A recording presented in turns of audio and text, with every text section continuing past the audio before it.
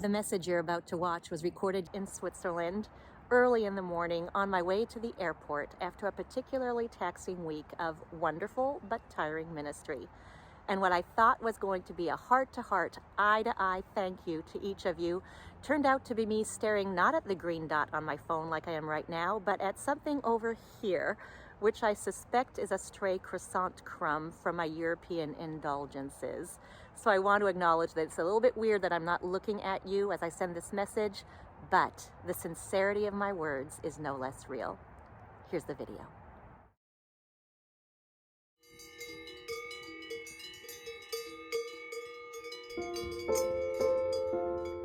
Good morning. It is a beautiful morning in Switzerland. You can see a Swiss farm behind me in the distance. I'm standing in the fields on the day that I fly out back to my other home in the United States. And I've been here now for 12 days. These have been significant days for me because in just a couple of days from now, on November 2nd, I'll be marking 30 years in MK ministry. It doesn't seem possible. To mark this moment correctly, I felt like I needed to begin this trip by going back to the Black Forest Academy, to the School for Missionaries Kids in southern Germany, where I taught for 20 years. Because everything that I am doing today, 10 years into this new form of MK ministry, was informed and empowered by what happened at BFA. I am an MK, so all of that knowledge from my own personal history comes into what I do today, but also those 2 decades pouring into the lives of the students there, mentoring them one-on-one, teaching them in the classroom, learning what it is to be a TCK in this century from the students who I got to love and walk alongside during those days. And then I went to Switzerland, and that ended yesterday. There was a conference for Cross-World Mission, and I had the deep privilege of stepping into the stories of the missionary families who were gathered there.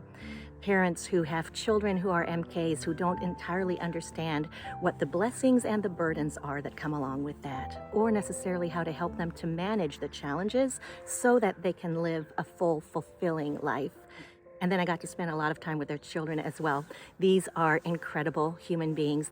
And what a joy it was for me this week to be able to spend time with these 2 groups, with the parents and with their children, to spend countless hours, both in presentations and one-on-one sessions with them, to help them to understand from the fullness of what I've learned in 30 years of ministry, why they are the way they are and how we as adults of influence in their lives can help them best. I love watching aha moments happen, and I saw so many of them this week as parents finally understood from an MK's perspective what it is to grow up steeped in ministry and cross-culturally, and then to see MKs finally realize that these things that they thought were broken in them or weird in them were actually superpowers that can be harnessed to enhance their lives and the lives of people around them.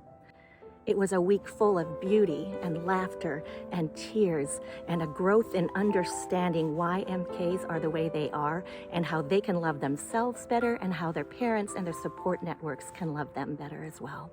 So I want to take this moment in these beautiful fields in Switzerland this morning to say thank you to each of you. Some of you have been with me in this ministry for 30 years since that November 2, 1991 date, and some have joined more recently.